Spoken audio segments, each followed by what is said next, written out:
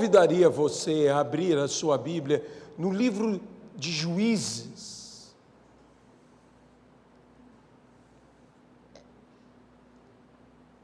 Livro de Juízes.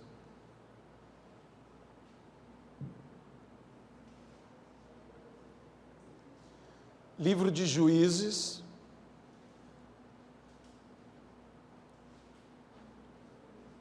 A partir do capítulo de número 6, temos a narrativa sobre Gideão. Oremos primeiro ao Senhor. Senhor nosso Deus, nós oramos ao Senhor. Pedimos que de alguma maneira maravilhosa e até mesmo miraculosa, que haja manifestação da Tua pessoa e do Teu poder, Espírito Santo. Que ouçamos a Tua voz a falar conosco. No nome de Jesus Cristo. Amém, Pai. O Velho Testamento, esse livro extraordinário que Deus nos entregou, que é a palavra de Deus, para a edificação das nossas vidas, para a nossa condução, para a nossa disciplina. Jesus, se referindo ao Velho Testamento, ele diz: vós tendes Moisés e os profetas. Em outra versão se diz: vós tendes a lei e os profetas. Isso quer dizer que, na visão de Jesus, os livros do Velho Testamento, se não eram a lei, se não eram a Torá, os 5 livros de Moisés, eles eram profetas. Ou seja, há um cunho profético em toda a palavra de Deus, mas especialmente confiados, como Pedro, confiado em Tua palavra. Eu tomarei a minha atitude baseado na Tua palavra.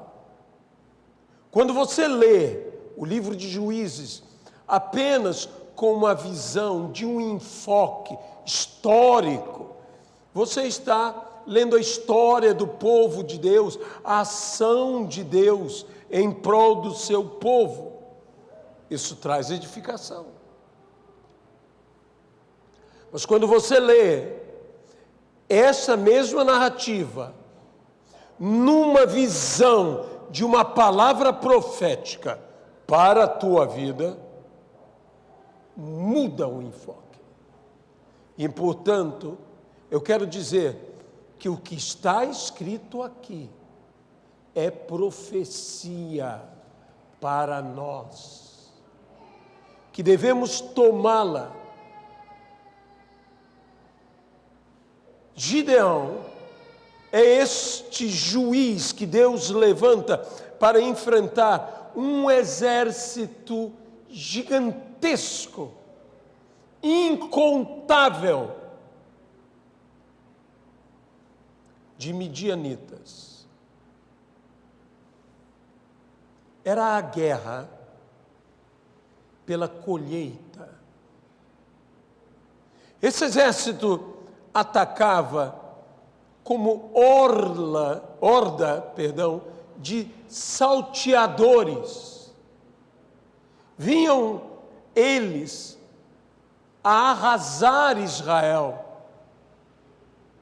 a tirar-lhe todo o sustento,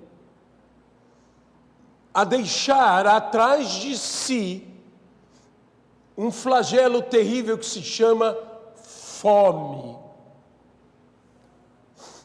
Não era apenas a guerra,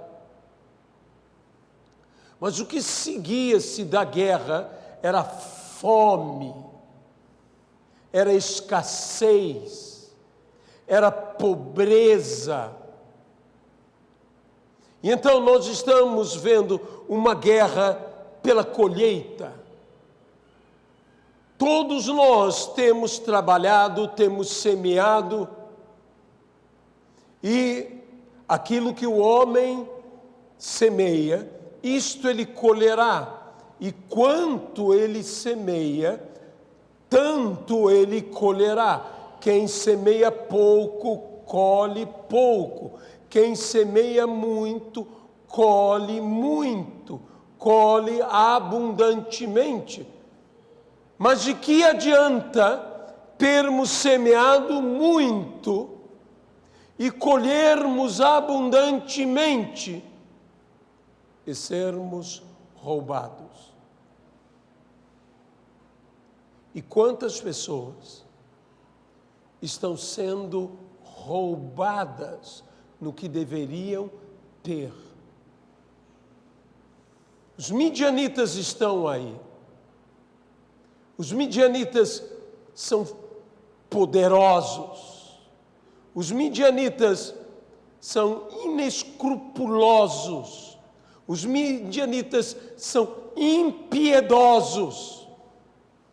Eles desejam saciar seu próprio ventre, enriquecer seu próprio reino. Mas Deus tem os seus juízes.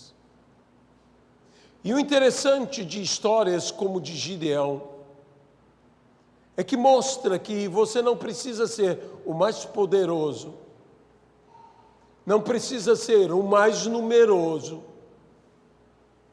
não precisa ser o maior,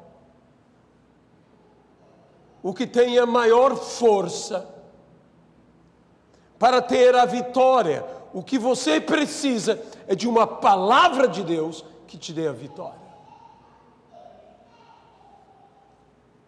E você precisa, antes de se pôr à batalha, vencer um inimigo que não é exterior, porque os midianitas são inimigos exteriores, mas há um inimigo que é um inimigo interior,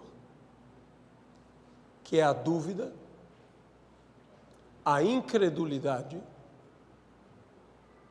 o medo.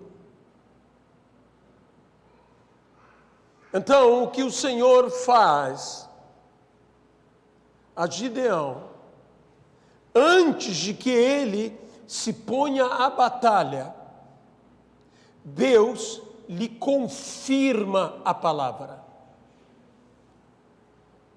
Não parta para uma luta, e uma luta como esta,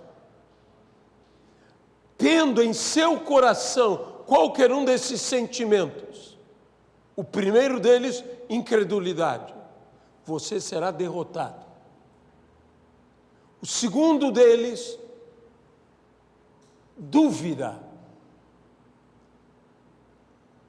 Porque a dúvida pode se manifestar de diversas formas. Se você partir sem a convicção necessária a uma batalha, as dúvidas darão oportunidade de você ser derrotado neste confronto. Você não pode ir timidamente a uma guerra, intimidado por dúvidas ou por medos. Há muitas pessoas que já venceram a incredulidade. Há muitas pessoas que já venceram as dúvidas, mas ainda não venceram o medo. A primeira confirmação que Deus dá a Gideão foi que este colocou uma quantidade de lã e que vinha o orvalho, e que ao redor da lã deveria estar seca, mas a lã deveria estar cheia. Note que a primeira evidência é de um enchimento interior, mesmo que o exterior não demonstre nada. E a Bíblia diz que na manhã tomou Gideão aquela lã e a espremeu e encheu um vasilhame com a água do orvalho. Então, a primeira vitória, a vitória que Deus nos dá, que eu chamarei desse inimigo, incredulidade, é o enchimento interior. Que eu e você precisamos. Eu preciso estar cheio das águas do Espírito. Eu preciso estar cheio e que do meu interior saiam rios de água viva. E dizia isto Jesus a respeito do Espírito Santo que haveria de vir. Isso nos dá a vitória contra toda incredulidade. Mas às vezes eu não estou incrédulo, não é falta de fé, mas eu tenho minhas dúvidas. Senhor, não se ire contra mim, mas dá-me mais um sinal. Que agora, que não seja a lã, que a lã permaneça seca, mas que ao redor haja toda a umidade. Porque isso seria um sinal ainda mais poderoso. E levantando ele de manhã, tomou a lã, e a lã estava seca, mas ao redor havia toda umidade. Assim também o Senhor nos envolverá, descerá sobre ti o Espírito Santo e o poder do Altíssimo te envolverá. E isto faz com que o impossível seja possível. Então, é não apenas termos em nós a presença, mas estarmos nós na presença. Estarmos imersos na presença. Ele está ao nosso redor e Ele afeta tudo ao nosso redor, mesmo que nós não sejamos afetados. Mesmo que nós não sejamos afetados. Ele afeta tudo. Caiam 1000 ao teu lado e 10.000 à tua direita, tu não serás atingido. Ele afeta tudo ao nosso redor, mas Ele nos toma ilesos. Essa promessa de ser inatingível. Então, dúvidas foram vencidas. Só que o Senhor chegou a Gideão e disse: se ainda tens algum temor,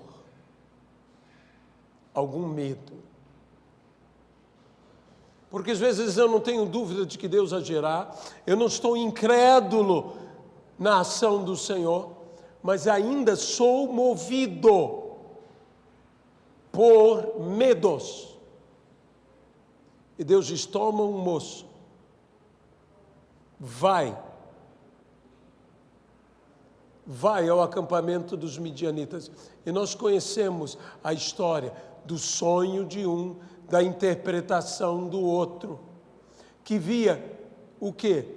Via um pão de cevada rolando o monte e dando contra a tenda do comandante e colocando-a ponta à cabeça.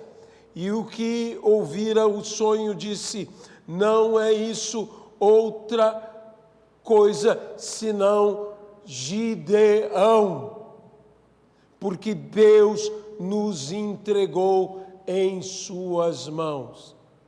Se ainda temes atacar, Gideão, desce com teu moço. Desce com teu moço e ouve. É interessante, eu sempre digo que se nós pudéssemos ouvir o inferno,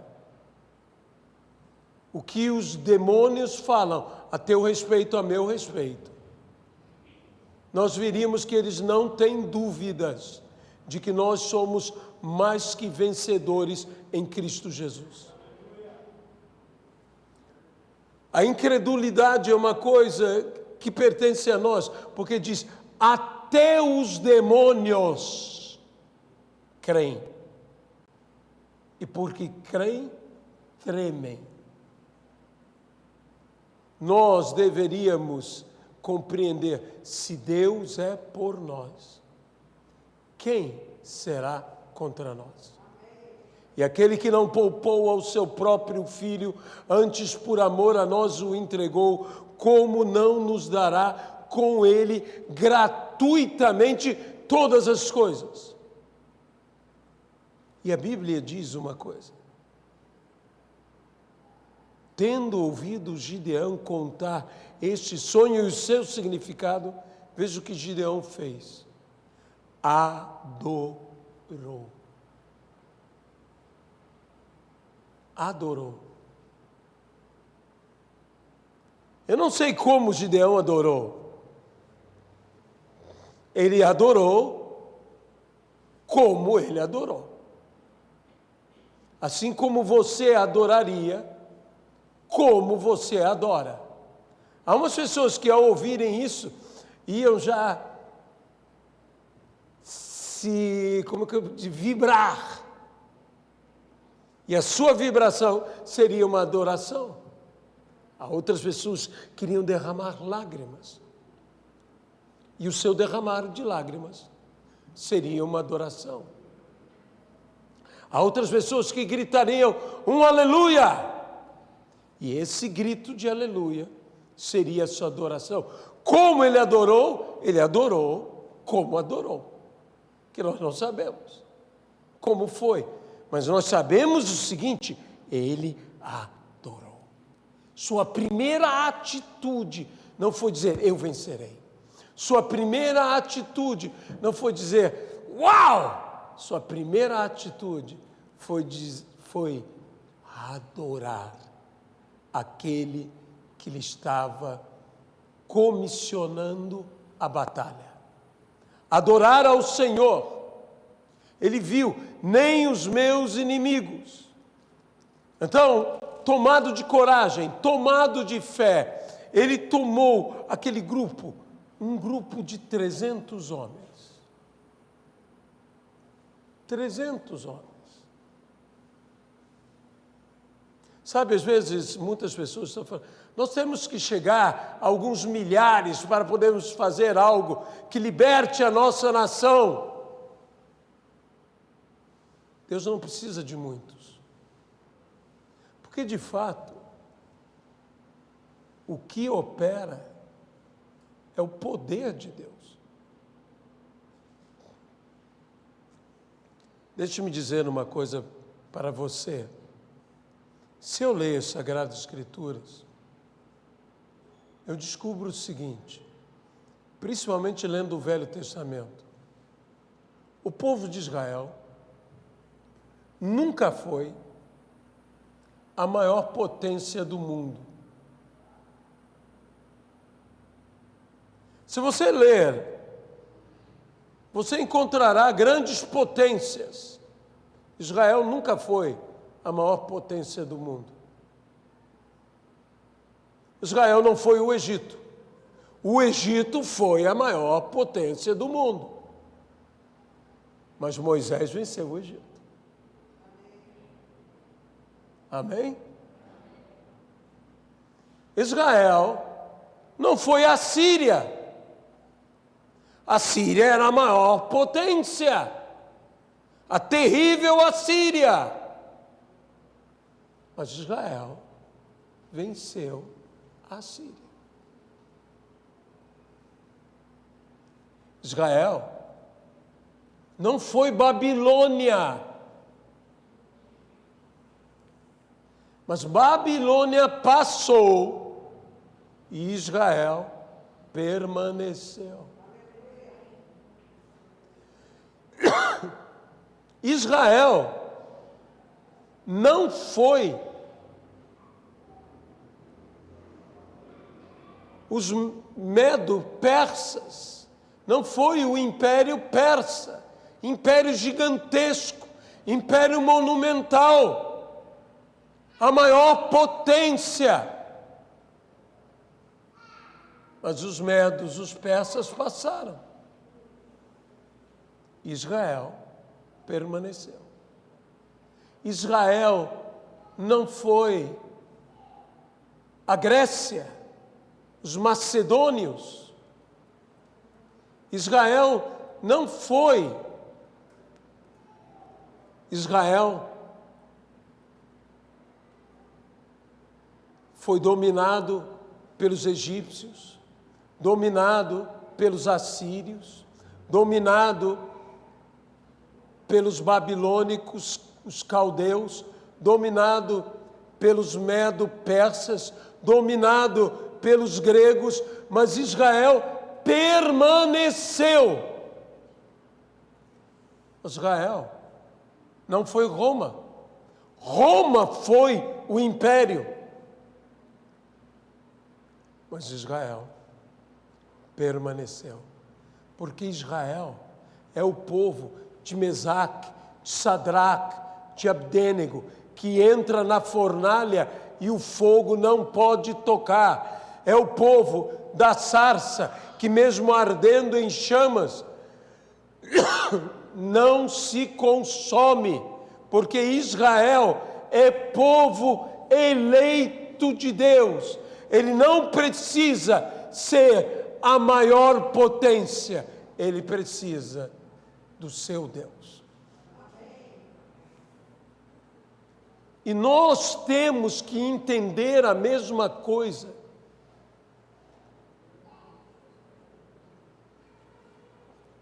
Existe uma ambição, que Deus me perdoe falar assim, não estou querendo julgar a ninguém, mas existe uma ambição dentro da igreja. Murilo estava falando da mentalidade de Babilônia, que toma as artes. Deixa-me dizer uma coisa, Babilônia está tomando a religião.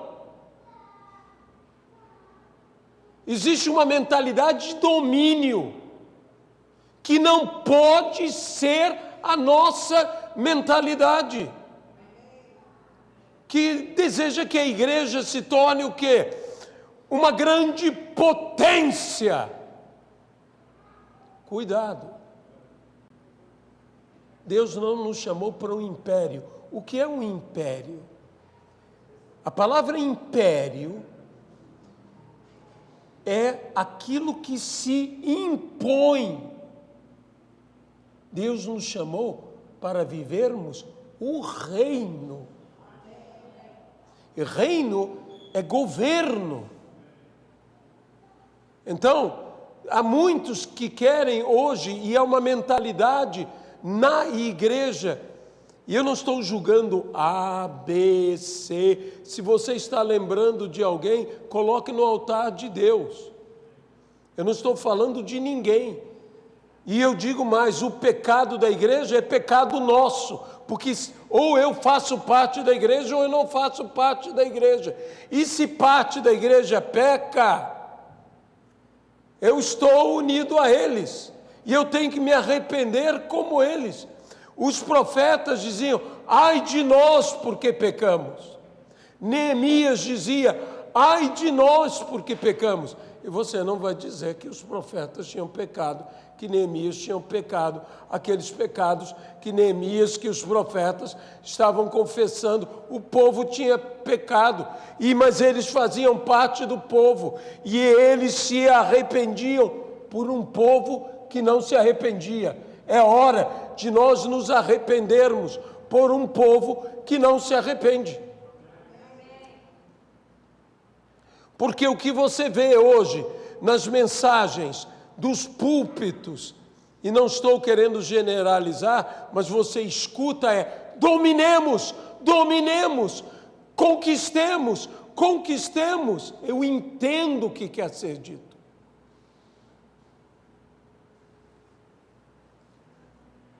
Mas que sentimento está me movendo? Apenas uma ambição? Muitos de nós estamos sendo movidos por a Bíblia que chama assim, tá? Sórdida ganância. Sórdida ganância. Nós temos que compreender que nós podemos libertar com poucos, movidos por Deus. Então, isso de dizer somos poucos, não podemos fazer nada, não. Temos Deus e com Deus podemos fazer todas as coisas. Posso todas as coisas naquele que me fortalece. Se tiverdes fé, nada vos será impossível. Direis a este monte, lança-te daqui para colar, e se não duvidardes em vosso coração, mas crerdes, assim será. Então, nós precisamos nos posicionar. E é momento de nós, como igreja, entendermos que, como igreja, somos esse pequeno povo. Não importando o tamanho da igreja local, somos um pequeno povo. Mas, como igreja de Cristo, somos um grande povo. Agora, Deus não precisa mobilizar todo Israel para vencer os midianitas, para que não pensem os de Israel que foi o braço dele que os libertou, mas a mão de Deus que nos libertou. E quando Deus nos usar, não pensemos porque somos melhores, não pensemos porque somos especiais, não pensemos porque somos superiores. Não, não é o nosso braço, é a mão de Deus. É isso que nós precisamos. Isso é que Gideão nos ensina. E assim, Gideão disse: o que eu fizer, fazei vós também. E aqui, a Bíblia nos fala, a partir do versículo 17 do capítulo 7, olhai para mim e fazei como eu fizer. Chegando eu às imediações do arraial, como fizer eu, assim fareis. A Bíblia diz: torna-te pessoalmente padrão de boas obras. Disse Paulo ao seu filho na fé, Timóteo: torna-te pessoalmente padrão. Nós temos que ser visíveis. Hoje, há uma necessidade de exibir-se. A sociedade está nos impondo essa cultura nova que as redes sociais criaram. As pessoas se exibem. E quem se exibe se expõe. E quem se expõe a julgamento. Parece que hoje o que as pessoas desejam é serem louvadas, ganhar, usando um linguajar das redes sociais, likes, e mais likes, e não dislikes. Likes, eu quero que todo mundo dê um positivo para mim, quero que todo mundo... E então nós começamos a mostrar, nós expomos nossa família, nós expomos nossa pessoa, nós expomos nossas posses, nós expomos o que somos, nós até mesmo expomos o que não somos. nós expomos nosso corpo, nós expomos.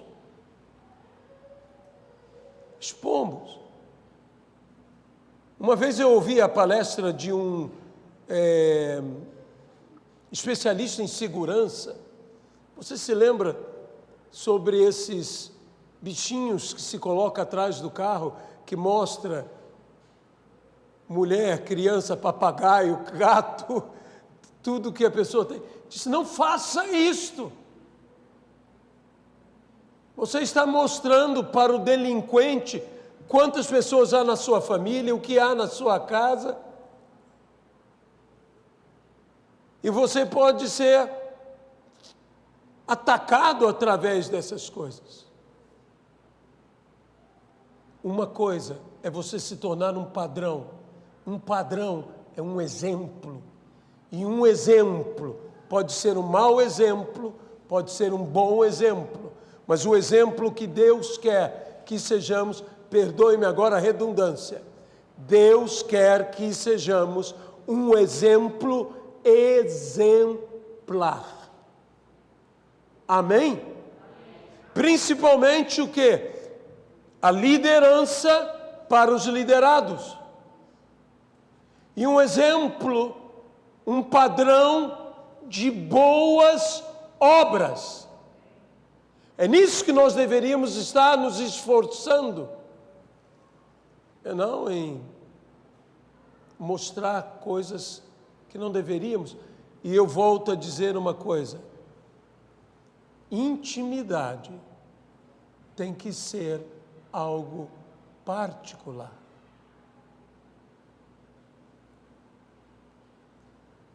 Guarde sua intimidade, porque intimidade pública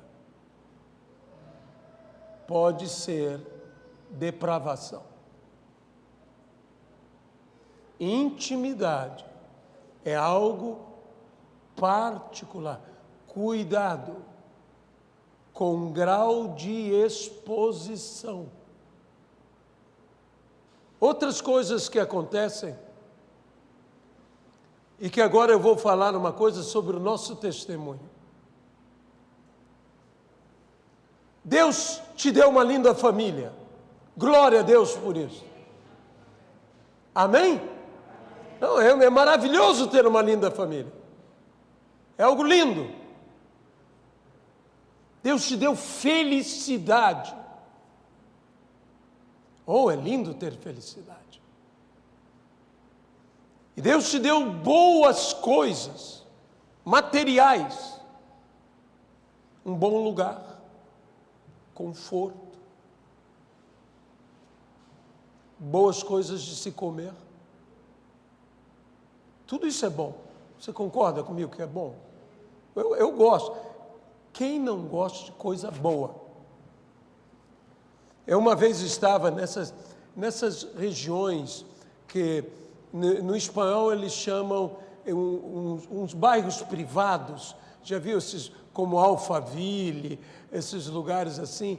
E lá nos Estados Unidos tem uns lugares que, Jesus Cristo, umas casas tão bonitas, uns jardins tão bem cuidados.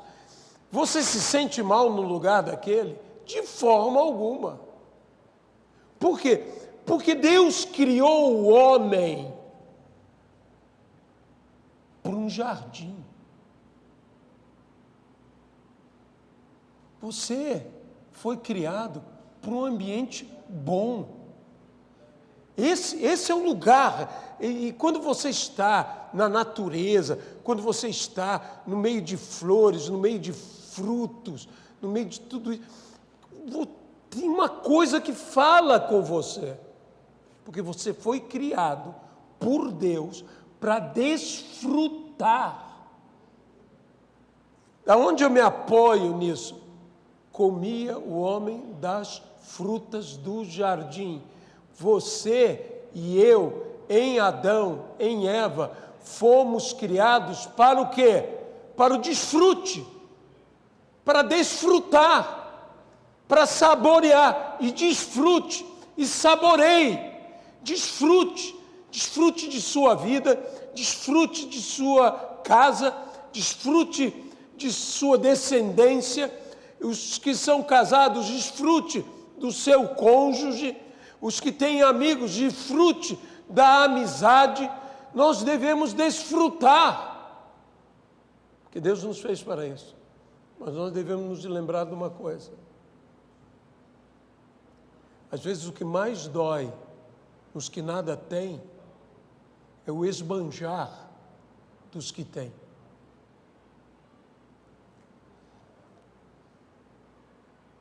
Sabe que eu temo isso? Que Deus tem, e a Deus seja a glória, Deus tem abençoado. E às vezes nós colocamos as nossas mesas fartas, colocamos, e em vez de sermos exemplo, o que nós queremos ser é artistas. Queremos nos expor. Às vezes, meus irmãos, nós estamos falando tanto da nossa felicidade para o outro e esquecendo que o outro é um infeliz. E a Bíblia diz o quê? Chorai com os que choram. Cuidado, porque nós às vezes expondo, eu sei, eu não sou, por favor, equilíbrio, tá? Falando assim parece que eu estou contra. Ah, pastor, eu viajando não posso colocar as minhas fotos de família. Seja sábio a colocar. Você pode, eu também gosto. E quando eu coloco, eu mando para a família, eu mando para amigos, eu tenho as pessoas da igreja, eu quero que as pessoas da igreja vejam, eu quero que... Embora eu descobri uma coisa, quem bate as fotos sou eu. E eu descobri que eu estava revendo todas as minhas fotos, existe um personagem fantasma nas fotografias de família, sou eu que bato. Eu nunca estou presente na foto, parece que eu sou a pessoa mais ausente. Aonde é que você estava? Atrás da câmera, né? Eu sou a pessoa mais ausente das minhas lembranças. Mas cuidado, que a bênção que Deus me dá, que Deus te dá, não humilhe os que nada têm. Não sou contra, não estou dizendo que nós não devamos ter, não. Você tem que ter. Mas lembre-se dos que têm fome.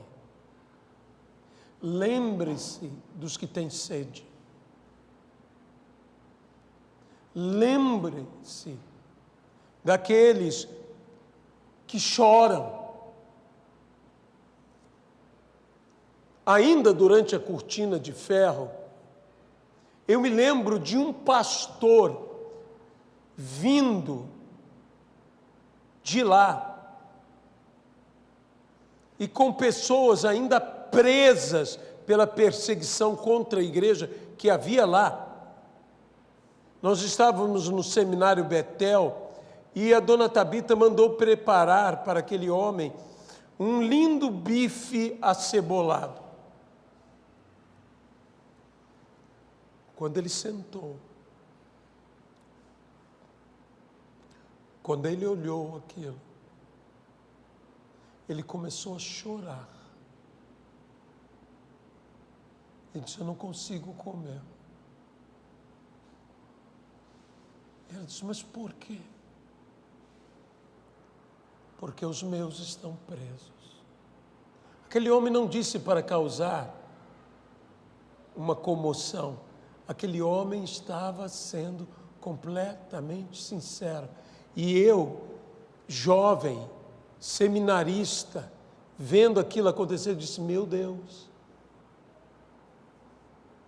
há irmãos nossos que estão sofrendo.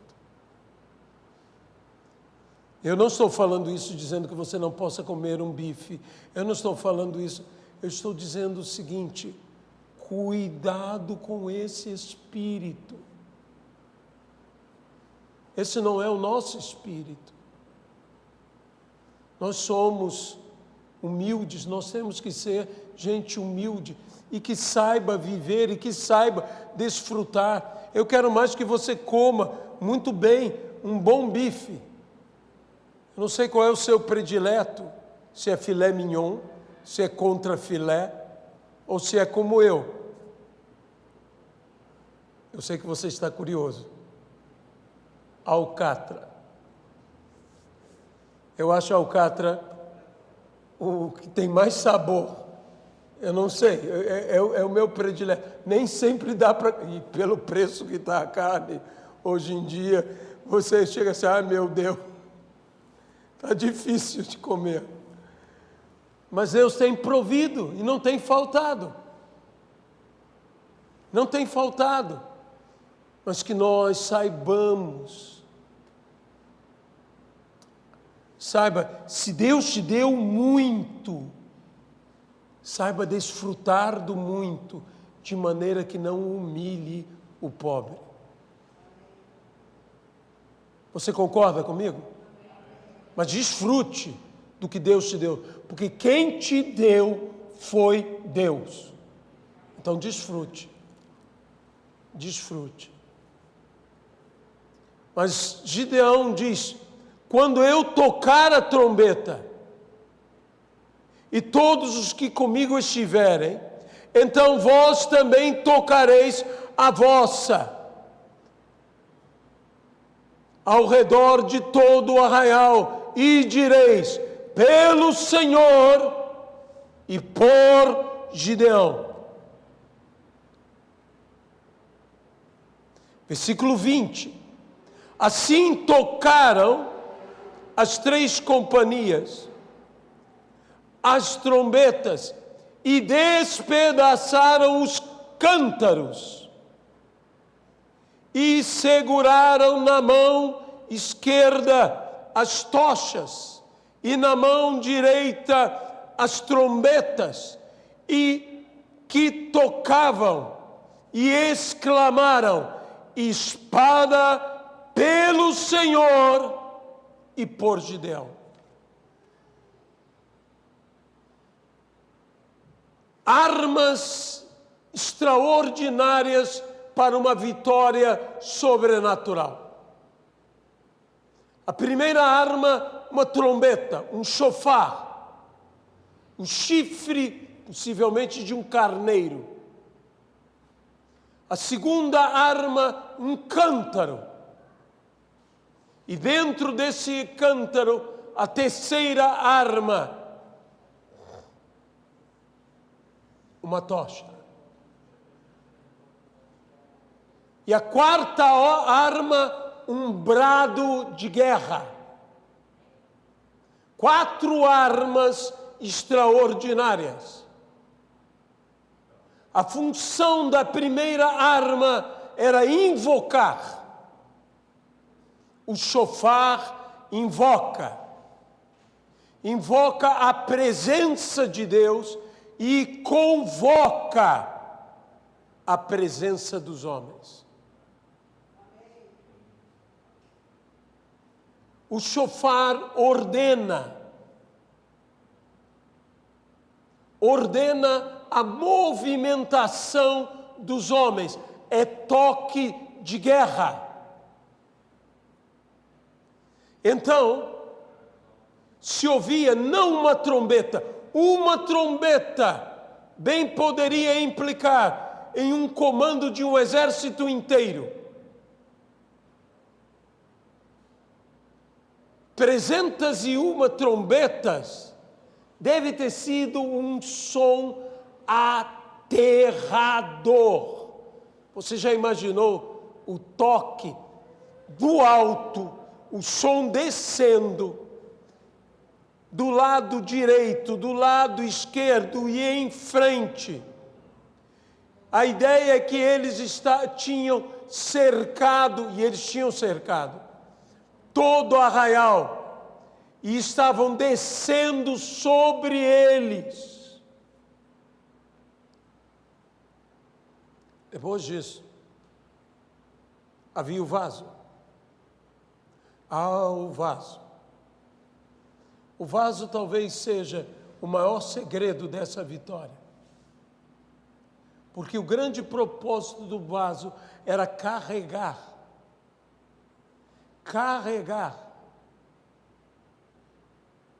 a tocha acesa e não revelá-la antes da hora.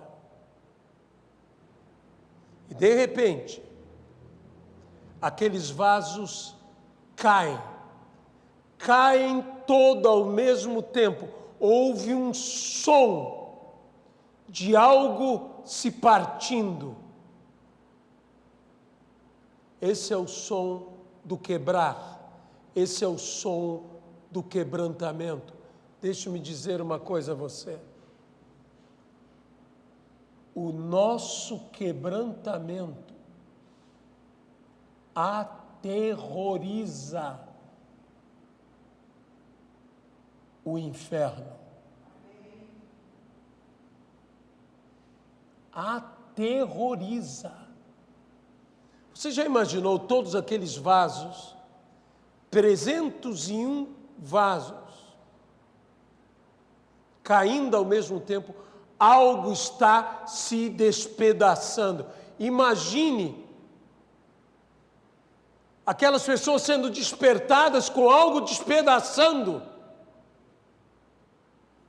O terror, a trombeta, e agora algo despedaça.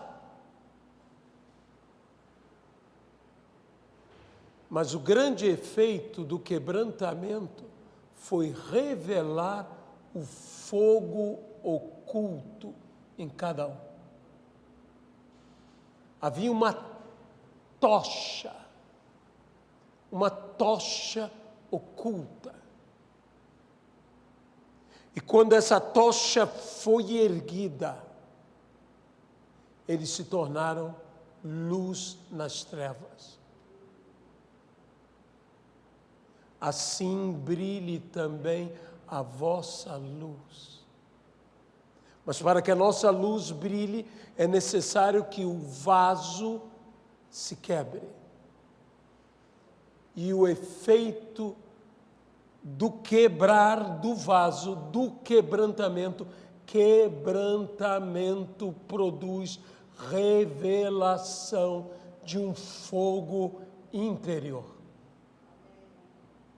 E isso dá vitória. E por fim, eles gritaram. Interessante, ele disse, pelo Senhor e por Gideão. E os homens gritaram, espada pelo Senhor. E espada por Gideão. Não é apenas pelo Senhor, é pelos homens do Senhor também. E eu não estou falando apenas a respeito da minha pessoa, eu estou falando dos Gideões, dos homens que Deus tem levantado. E que muitos têm apenas... Eu hoje esqueci o meu relógio, eu estou olhando toda hora aqui. Muitos têm apenas dito, pelo Senhor eu vou. Mas não vai pelos homens. Não vai por Gideão. Sabe o que é isso? Não deixa de ser um tipo de arrogância, de soberba, de orgulho espiritual. A Bíblia diz o quê? Sujeitai-vos, não a um, mas uns aos outros. Devemos nós ir pelo Senhor, mas também devemos ir pelos homens. Devemos ir pela nossa família, devemos ir pelos nossos amigos, devemos ir pela nossa igreja, devemos ir por todos, espada pelo Senhor e espada por Gideão. Mas a pergunta é, Aonde estava a espada? Porque as armas que eu vejo são trombeta. As armas que eu vejo, uma mão estava ocupada, porque na mão esquerda estava a tocha, na mão direita estava a trombeta. E que mão sobrava para a espada? Aonde estava a espada? Estava onde sempre deveria ter estado, na boca. Porque eles falavam espada, era na boca. E a Bíblia diz que da boca de Jesus Cristo sai grande e afiada espada de 2 gumes. Agora a espada, que é o quê? A palavra de Deus, a espada do Espírito. A espada está na sua boca. Na sua boca.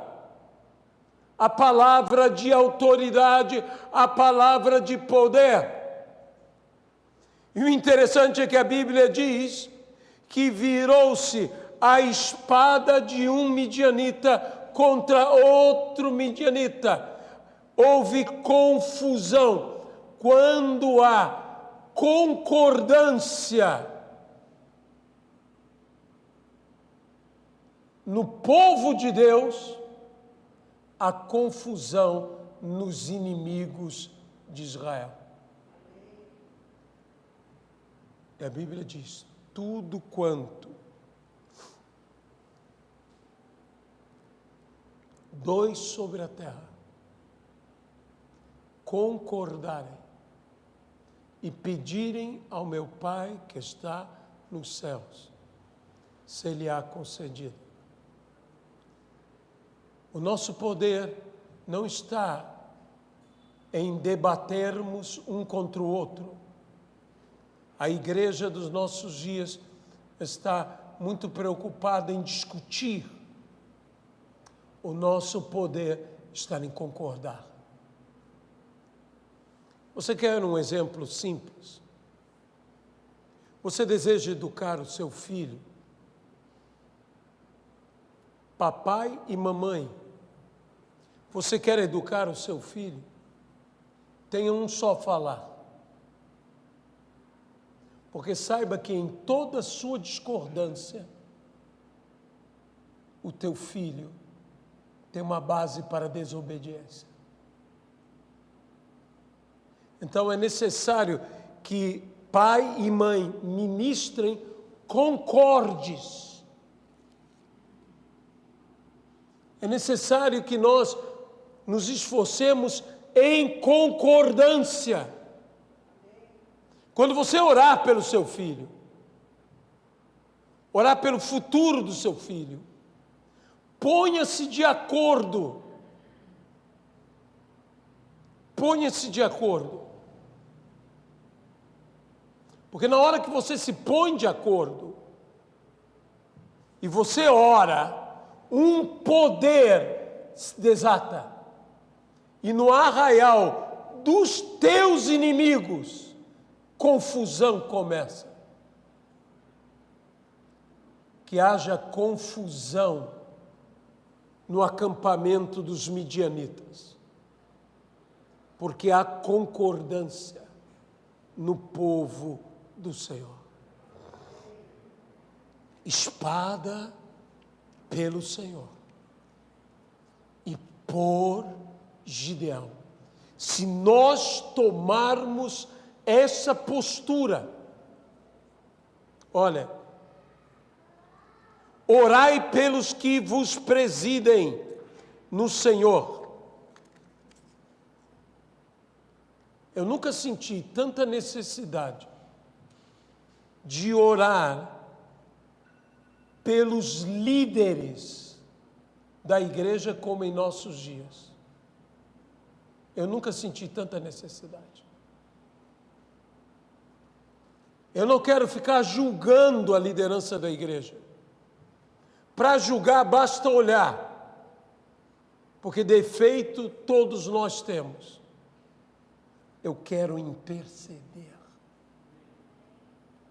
Eu quero orar. E eu vou dizer uma coisa, essa gente, que eu não me considero uma liderança, eu me considero um servo. Para servir foi que o Senhor me chamou. Esta gente vai mudar por meio da nossa oração. Se você não está satisfeito com fulano ou beltrano, não jogue pedra nele. Arremesse orações aos céus e vai mudar. Nós temos uma guerra contra os midianitas. Nós temos uma guerra contra um exército sobremodo numeroso, mas nós vamos vencer essa guerra, porque Deus está conosco. No nome de Jesus Cristo, nós vamos usar a trombeta, nós vamos usar a tocha, nós vamos quebrar os cântaros e nós vamos dar o brado e Deus nos dará a vitória. Mas esse não é o final da guerra. Há de se continuar. E esse é o grande ensino. Não pare porque você teve uma grande vitória. É a última coisa que eu tenho a falar. A maior lição que eu vejo é que Gideão não parou numa grande vitória. Ele foi atrás até ter uma vitória absoluta. Não se satisfaça com uma grande vitória, por maior que ela seja. Vá até o seu triunfo final. E aí, de fato, você vencerá. Saia do comodismo de uma grande vitória. Imagine se Gideão tivesse parado ali. Vencemos! Os midianitas se reorganizariam e viriam contra ele. Ele teve que ir atrás dos midianitas até vencê-los para sempre. Não pare numa grande vitória. Lembre-se do que a Bíblia diz. É de fé em fé. É de glória em glória. É de vitória em vitória. Não pare numa grande vitória. Vá até o triunfo final. Eu sei que nossas vidas vão mudar. Eu sei que coisas extraordinárias. Mas eu vou dizer uma coisa, se uma grande vitória acontecer, não se satisfaça com ela. Siga em frente até o triunfo absoluto. Deus Todo-Poderoso, nós queremos nos entregar aqui.